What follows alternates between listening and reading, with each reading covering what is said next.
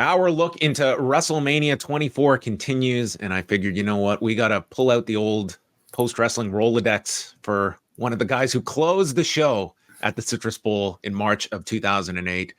Coming back here to post-wrestling, friend of the show, Jimmy Korderas is here with us. Jimmy, how have you been? No, man, awesome. And I appreciate you calling me and having me do this because it's been a while, my friend. And, we've done a lot together, especially, in the past, Fight Network and all that sort of stuff. So it's kind of cool to get back together again. It's always Sorry, not to cut you up. Not kind of cool. It is cool.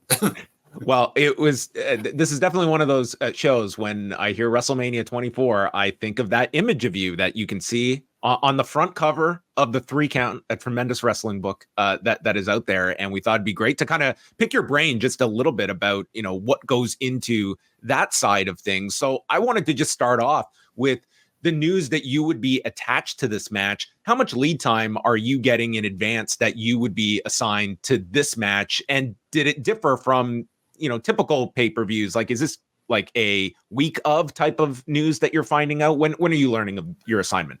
Usually you get it a few weeks ahead of time because, they really want to prepare for WrestleMania. And I wasn't originally scheduled to officiate this match. I was another match, but I was kind of labeled the TLC kind of ref because they had confidence in putting me in those situations. But the week before WrestleMania, I want to say it was Little Rock, Arkansas. I could be wrong about this, but I was in the locker room getting changed, getting ready for the TV taping, and Edge comes in and taps me on the shoulder, and he just said, "Jimmy, we want to request you to referee our match at WrestleMania with Taker." And I was like, "Oh, really?" He says, "Are you okay with that?" I said, "Absolutely, I'm okay with that. It's WrestleMania main event. You know what I mean?"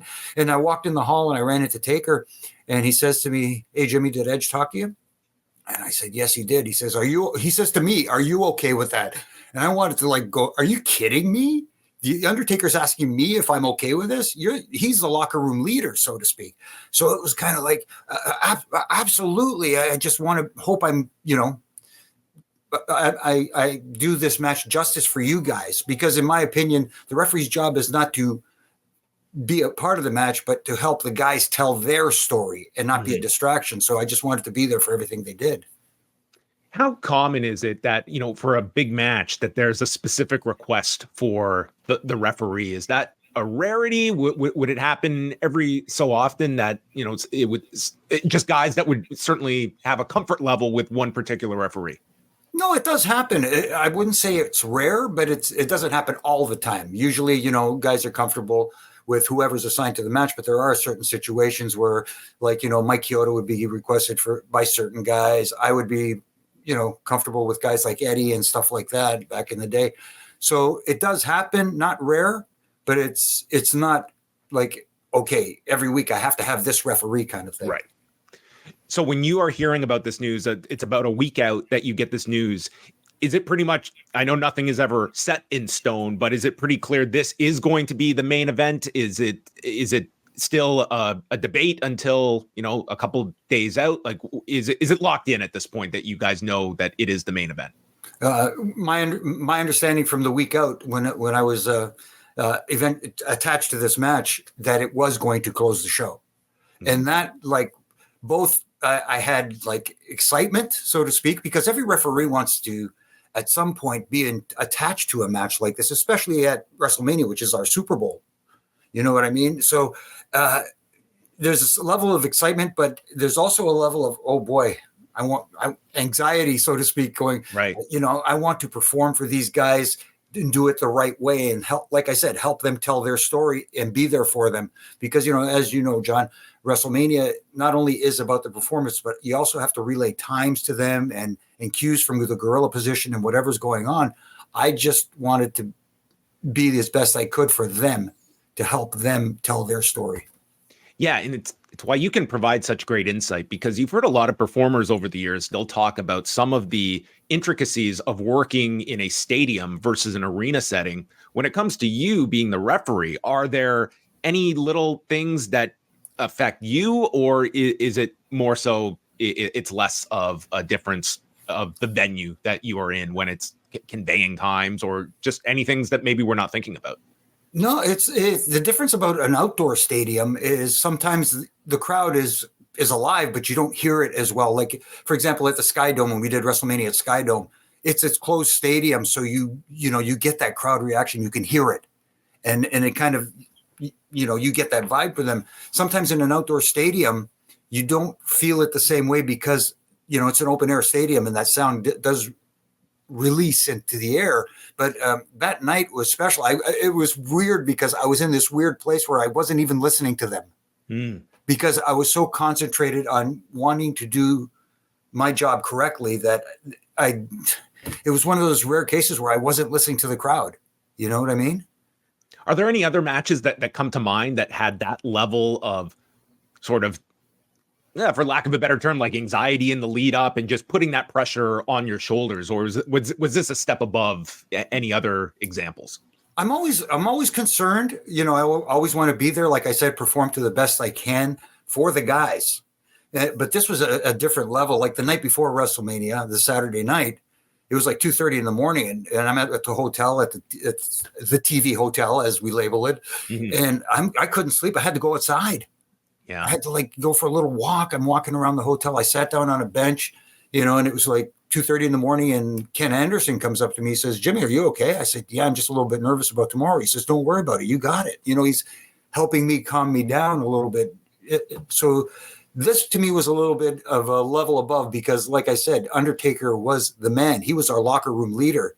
And for him and Edge to request me for this match, I felt an extra pressure, so to speak. But I did have confidence in myself, but at the same time, anything can happen. So I had that little, oh boy, I just want to be there for everybody. And then, like I said, Saturday before, you go over the match, and Michael PSAs was the producer / agent for the match. And they said, "Jimmy, we want to bump you in this match." And I said, "That's fine. I'm cool with taking a bump, whatever you guys want." And then Taker came out of there and he goes, "Are you okay with taking a big boot from me?" I said, and I wanted to go, "Hell yeah. Are you kidding me?" But it's Taker and it's Mania. It's the main event. I said, "Absolutely. Whatever you guys want to do, I'm down with it." And of course they said, "We need a referee to run down for this because if you take a big boot from the Undertaker, you're out." Right. So we all looked at each other and said, who's going to be able to run down that 75-yard ramp to do it? Everybody looked at each other and went, "Charles, it's got to be. Nobody else can make that run." That was going to be one of my questions if there were any other candidates, but that is one of the images I think everyone attaches to. And just watching it back this morning, I mean, the man just made like the seamless run and right into there. When you're watching it, it's a great moment in the entire match. Is the match, at what point do you sit down and rewatch this match? Is it like when does that occur for you? And is that something that you put off on doing, or was it something you watched fairly closely to the time in 2008 just to see how it came off? Well, they replayed it in catering the next day and stuff like that. And when that match came on, I sat down and watched it, and just to critique myself. And I'm always hard on myself with how I perform in the ring and that sort of thing. But it was right after the match where I got the best feedback because, you get it live, you get it in person. The first person I ran into backstage when I got back there was Matt Stryker. And he didn't say anything. He just looked at me and he's just put a thumbs up and nodded.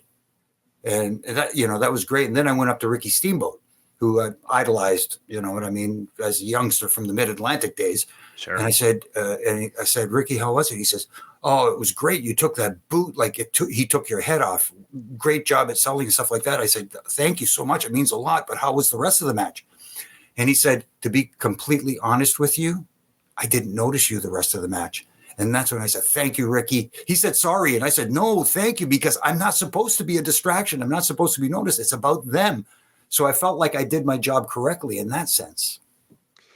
To me, there's kind of some stages that this streak goes through with The Undertaker. I think for many, it's the Flair match at the Sky Dome when he puts up the fingers. And that's like the first time he acknowledges it. And then it seems to actively become a part of the story with Randy Orton. But with this one, like this was the year, like it closes the show. It is really, it takes like another level. And then we go into the Shawn matches, the Hunter matches, and it just continues to grow. But this was, I think, a year where this became this streak is strong enough that this is, yes, it's the title match, but the streak was of just as much importance to people. And this was now becoming a big feature every year at WrestleMania.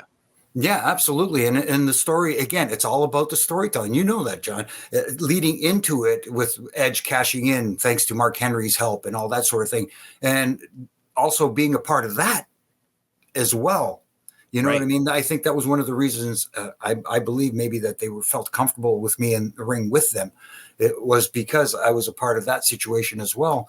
But you're right. The story about him and the streak, it just made it that much of more of a big deal when the streak ended. And a lot of people could debate back and forth. Well, was Brock the right guy to do it? They should have kept the streak going until Taker was ready to retire, whatever the case may be. But it just made it that much more of a conversation point too. It had people divided, but it did serve its purpose. It elevated Brock.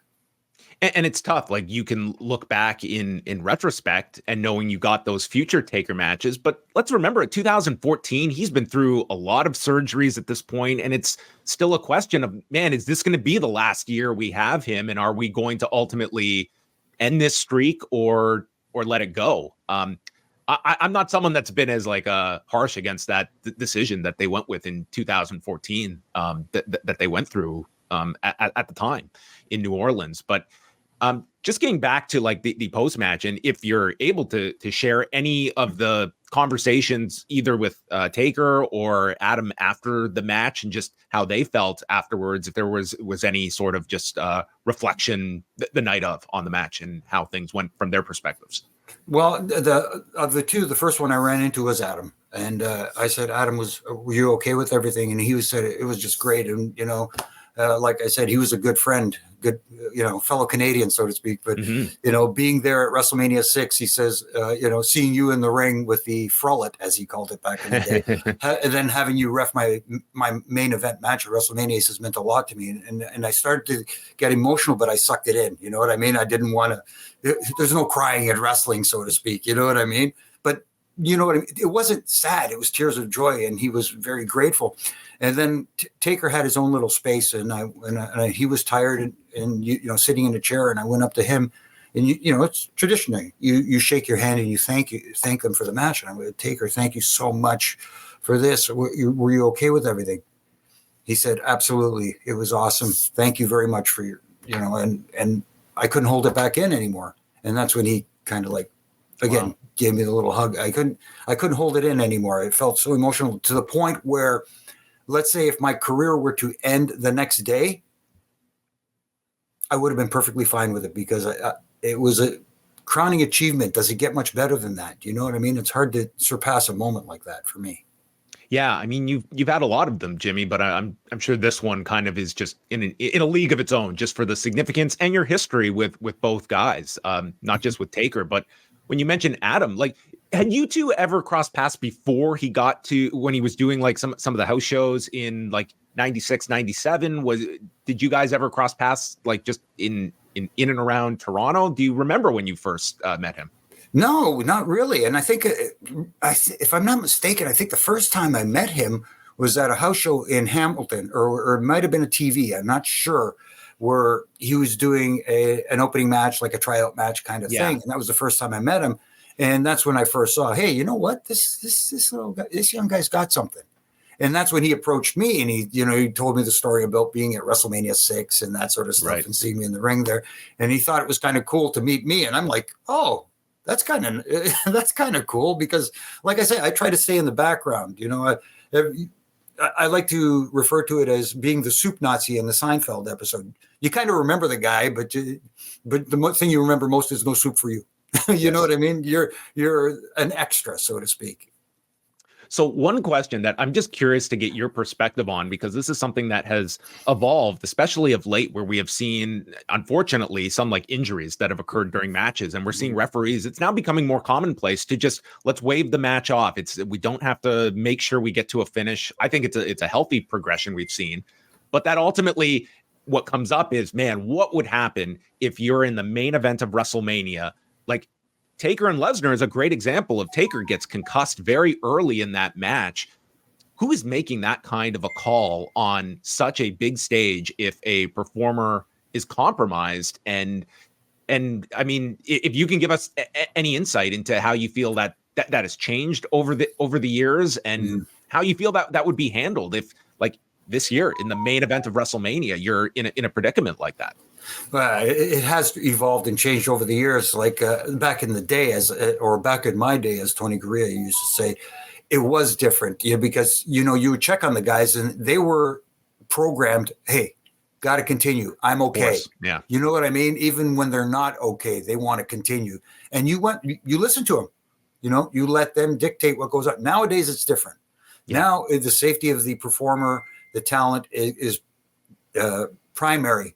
And the referees are not trained medical personnel, so to speak, but they are kind of taught to be aware of certain signs.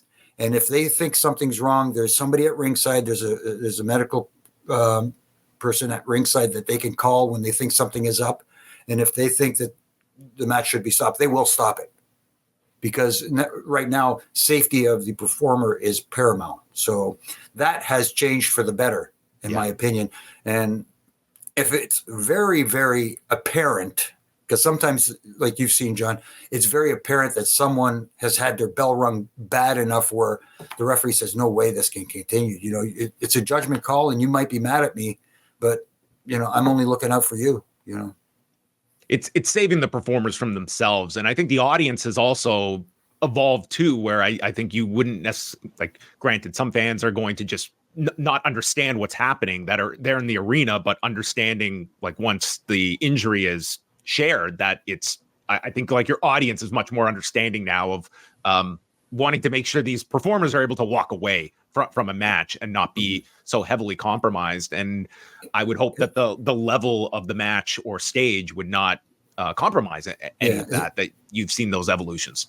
Absolutely. Especially in today's, we know the business evolves, and some of the stuff that the guys are doing nowadays and is very, very, like you look at CM Punk, he tore the tricep on a DDT. Yeah. And these guys are doing twisting, burning 450 hammer Phoenix splashes, diving off of everything. The risk factor has elevated. So I think the referees need to be more aware to look for certain signs nowadays. And I think they are telling them, look, keep an eye out, because if they're going to do something crazy, you got to be aware of the situation if something does happen. And like you said, protect them from themselves, from that mindset of, hey, I got to finish this. Sometimes you can't, and you shouldn't. Last question on WrestleMania 24. When you think back now, we are 16 years removed from this event. Obviously, this was the show that had the Ric Flair retirement match with Shawn Michaels. During the show, I mean, are you actively, like, keeping tabs on what's going on, or are you kind of just hyper focused on where you need to be and what's on your checklist for before the main event? It's mostly a little bit of both. I hate to sound like I'm fence sitting here, but I do, watch. There's monitors all over the place backstage, and there's one there that has a little catering table with the coffee and the drinks and that sort of stuff, little snacks. So I'd go over and get my coffee, watch the monitor. I did watch the Flair Shawn one because I knew that was going to be special with those two guys. And I'm sorry, I love you moment. And it was like, oh, wow. See, and that's captivating. You know what I mean? And then I would move away from that and go, okay, now I got to focus on what I need to do. And one of the things was, of course, like I mentioned earlier, taking the big boot from The Undertaker. I'm thinking to myself, okay, I know where the moment is coming. I know the spot we're going to do to get to that moment. I just want it to look like Ricky said, like it took my head off. So I didn't watch the boot coming in. You know what I mean? I told myself, don't look at it, because if you look at it, you may flinch. I don't want to flinch. I want to look like I don't see it coming. So I didn't even look at it coming in and just reacted from there. And I had this conversation with Chavo a little while back that a referee shouldn't bump like one of the boys. Yeah. Flat back and that sort of thing. Because if you take a flat back bump as a referee, now you look like you're trained to. It should look a little awkward. It should look a little off. It should look more, for lack of a better term, I hate to put it this way, like you are untrained, realistic, so to speak. Like, this is not part of, like, this is something separate. This is not an active performer in the match. And I completely agree with you with that kind of thinking. And I think like that is, what put you at such a level, Jimmy, where I think these people had the trust in you because you were thinking about it from that perspective. And I can say, like, you have never been someone that is focused on yourself in these situations. It was like painting the whole picture and how you could contribute to that. I appreciate that. That was my attempt all along, because, like I said, it's not about me. I don't sell tickets. I don't sell merch. It's about the guys in the ring and helping them, like I said, tell their story. I hate to sound repetitive, but that's your job as a referee, and not to be a distraction unless there's a spot there that calls for you to be noticed, so to speak. Well, if you want to hear Jimmy's story, you can definitely pick up the highly regarded The 3 Count: My Life in Stripes as a WWE Referee, which the foreword written by one Adam, formerly Edge Copeland, and a lot of discussion about this match is in that book. And Jimmy, the floor is yours. Some of the other projects that you're working on, including the show with Brian Hebner and other outlets that you are providing your insight for. Yeah, I'm doing a podcast with my good brother in stripes, as I like to call him, Brian Hebner, and RJ, who holds the glue together. We do a podcast called Reffing It Up, where we have guests and we just break down what we see, what we like, what we can critique a little bit. And speaking of critiquing, I do my Ref and Rants from Monday to Wednesdays. Just like I said, not to tear down things, but things that I think need a little tightening of the screws to help from my perspective, because all the views expressed on Ref and Rant are those of me and me alone. It's my opinion I'm giving out there, and you can disagree. It's okay. It's just my perspective on things. Do people disagree online? I'm not familiar with this. Do they? Yeah, they tend to sometimes disagree. And also, I've been doing a little stuff with the Wrestling Inc. people, where I do the post Raw and post Dynamite podcast live after the shows, and having a lot of fun. Still connected to wrestling. It has me watching, and I'm looking forward to what's coming, because there's a lot of time. Ever since the Royal Rumble, there's been one big topic of conversation by everybody. It's got everybody invested, with The Rock coming back and all that sort of stuff. So it's going to be a fun time going forward. And let's sit back and enjoy the ride. Well, you can check out all of Jimmy's work, Repping It Up with Brian Hebner, and his post shows over at WrestlingInc.com, and follow the man at Jimmy Korderas. Jimmy, this is always great to do a catch up with you, and this was a great excuse to pick your brain. And I very much value all the insight you can take us into kind of the third man in the ring as well, because I find that to be really fascinating stuff. I'm sure that our listeners and viewers also really enjoyed your insight into everything. Well, thank you. I appreciate that very much, my friend. And it's good to, again, like you said, good to catch up, good to talk to you again, and continued success, man. You guys are knocking it out there, knocking it out of the park. We're trying. Thanks so much, Jimmy. My pleasure. Appreciate it.